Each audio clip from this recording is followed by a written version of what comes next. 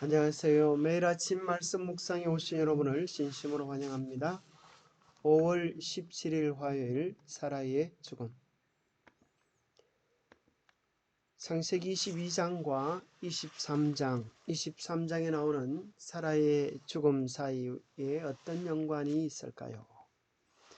하나님은 사라에게 어떤 위로를 주셨습니까? 오늘 우리에게 주는 교훈은 무엇입니까? 창세기 22장에는 모리아 산의 사건이 나오고 23장에는 사라의 죽음이 기록되어 있습니다. 사라가 127세를 살았으니 이것이 곧 사라가 누린 횟수라. 사라가 가나안 땅 헤브론 곧 기랏 아레바에서 죽음에 아브라함이 들어가서 사라를 위하여 슬퍼하며 애통하다가 그 시신 앞에서 일어나 나가서 해족속에게 말하여 이르되 나는 당신들 중에 나그네요 거류하는 자이니 당신들 중에서 내게 매장할 소유지를 주어 내가 나의 죽은 자를 내 앞에서 내어다가 장사하게 하시오.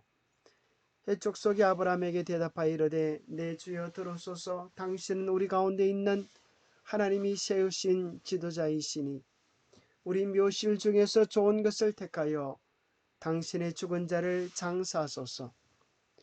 우리 중에서 자기 묘실에 당신의 죽은 자 장사함을 금할 자가 없으리다. 그러나 아브라함은 기업고 값을 지불하고 사라의 무덤을 삽니다. 자, 창세기 22장에 나오는 아브라함의 이삭을 바치는 경험과 23장에 나오는 사라의 죽음 사이에는 무슨 연관성이 있을까요? 교과는 이렇게 이야기합니다. 이삭을 제물로 바치려고 했던 사건 후에 사라의 죽음에 관한 이야기가 등장하는 것은 사라가 그녀의 아들의 목숨을 앗아갈 수도 있었던 이 사건으로 인해 영향을 받았음을 알려준다. 사라가 아브라함이 했던 여행들과 그가 저질렀던 믿음의 실수들의 순간에 함께했던 것처럼 사라는 이 시험의 순간에도 아브라함과 함께 통과했을 것이다. 사라가 그 사건 후에 그 일에 대해 얼마나 자세히 알게 되었는지는 모르지만 그녀가 마침내 그 일에 대하여 알게 되었으리라고 우리는 추측할 수 있다.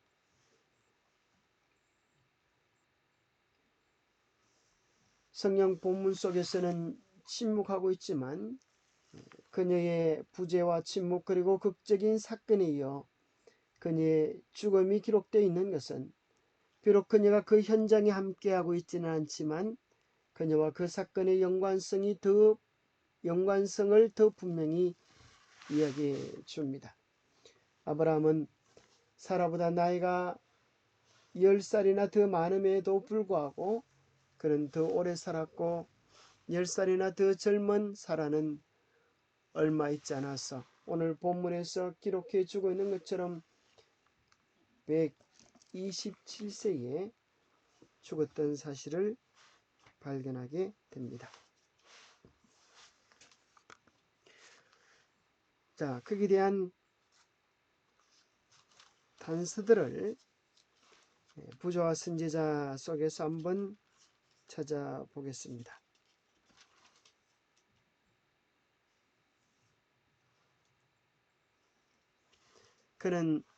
아브라함은 그 시험을 받고 사랑하는 잠자고 있는 이삭의 모습과 또 잠자고 있는 사라 곁으로 갔습니다. 그 여자를 깨워서 한 번이라도 더 아들을 안아보도록 해야 할까? 하나님의 요구를 그에게 이야기해야 할까? 그런 마음을 그에게 털어놓고 이 무서운 의무를 그와 분담하고 싶었습니다.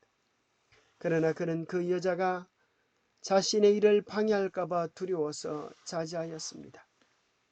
이삭은 사라의 기쁨과 자랑이었고 그녀의 생명은 이삭과 결탁되어 있었으므로 모성애가 그 희생을 거절할지도 몰랐기 때문에 아브라함은 그 무거운 짐을 혼자서 짊어지기로 작정하고 사라에게는 그 이야기를 하지 않았습니다.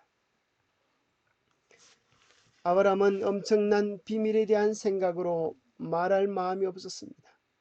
그는 아들을 자랑하고 사랑하는 어머니와 또 그가 혼자 그 여자에게로 돌아가야 할 날에 대하여 생각하고 있었습니다. 그는 칼이 그 여자의 아들의 생명을 끊을 때에 그것이 그 여자의 가슴을 찌르리라는 것을 잘 알았습니다. 그렇기 때문에 아마도 아브라함은 이 사건은 후에 이 사건을 비밀에 붙이려고 했겠지만 아마 이삭은 달랐을 것입니다. 이삭은 참으로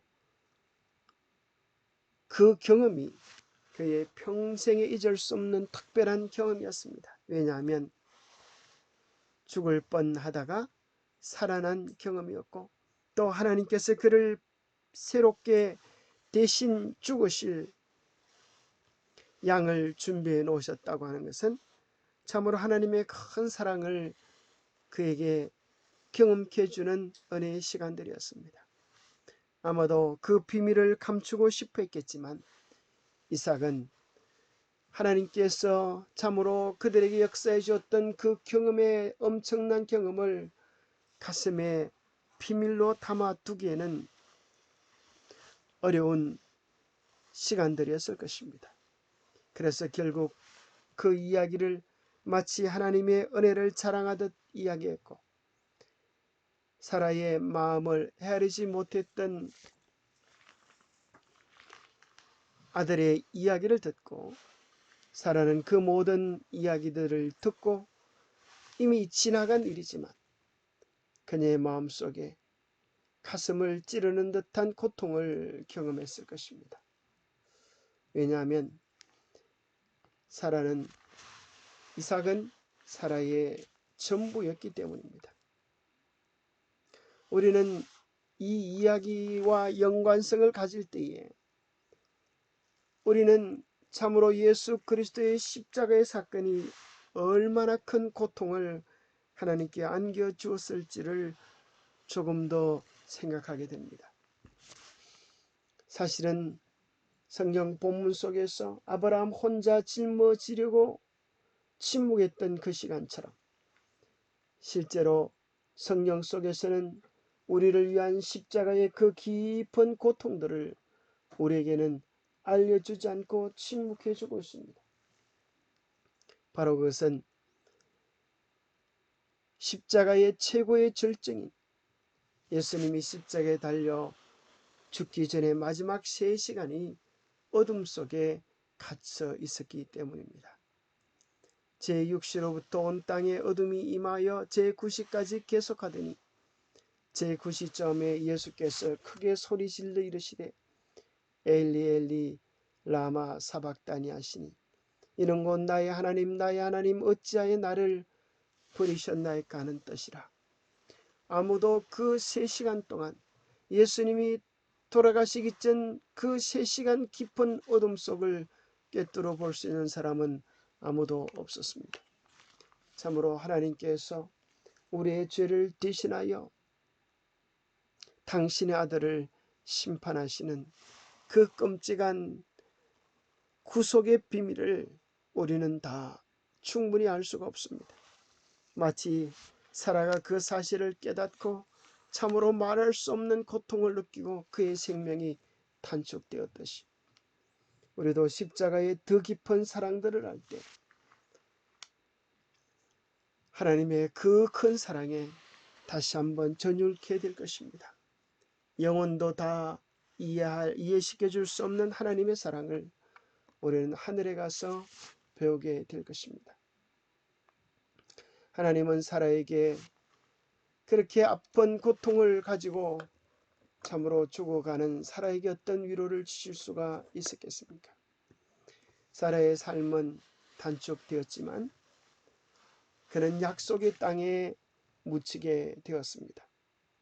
사라가 가나안 땅의 죽음에라고 구체적으로 기록한 것은 사라의 죽음이 이 땅에 대한 하나님의 약속 안에서 성취되었음을 강조하고 있습니다. 사라는 아브라함의 가족들 가운데 죽어서 약속의 땅에 장사된 첫 번째 사람입니다. 아브라함이 자신을 가리켜 나그네요 그루자라고 말하며 해족 속에게 끈질기게 이야기한 것처럼 아브라함의 관심이 단순히 장지를 구하는 것을 넘어 그 땅에 완전히 정착하고자 했음을 보여줍니다.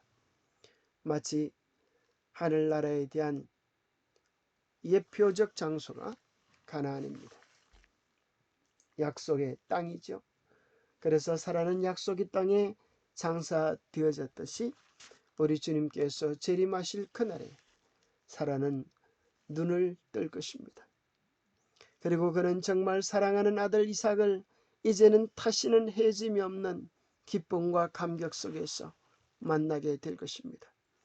그에게 고통을 주었던 그 사건이 사랑하는 아들과 남편과 우리 모두의 구원을 이루는 참으로 복음 중에 복음임을 깨닫고 예수님의 크신 사랑에 대하여 다시 한번 눈물을 흘리는 시간을 가지게 될 것 같습니다.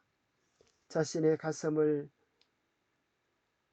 헤집었던 그 귀한 사건이 그도 하나님의 가슴의 사건임을 다시 한번 깨닫고 우리 주님께 영광을 돌릴 것입니다. 가나안 땅에서 아브라함의 유일한 소유지, 주께서 아브라함을 부르셔서 우상 숭배자들인 그의 동족을 떠나게 하시고 가나안 땅을 영원한 유업으로 약속하셨다.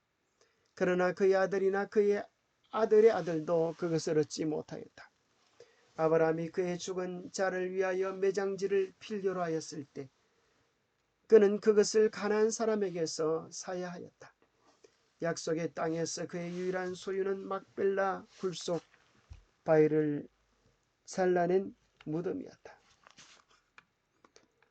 기도하겠습니다.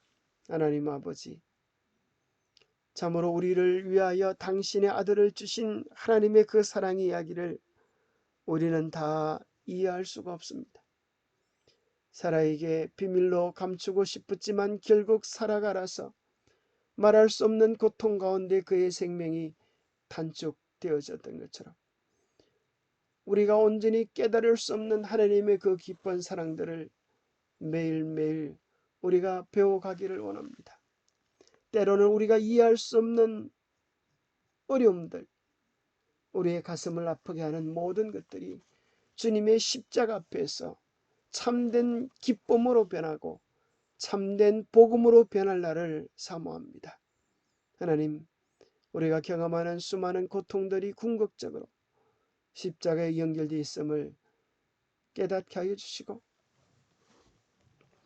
결코 섭섭지 않게 대하실 주님을 끊임없이 신뢰하며 우리의 상처들이 주님의 은혜로 아물 수 있도록 도와주시옵소서.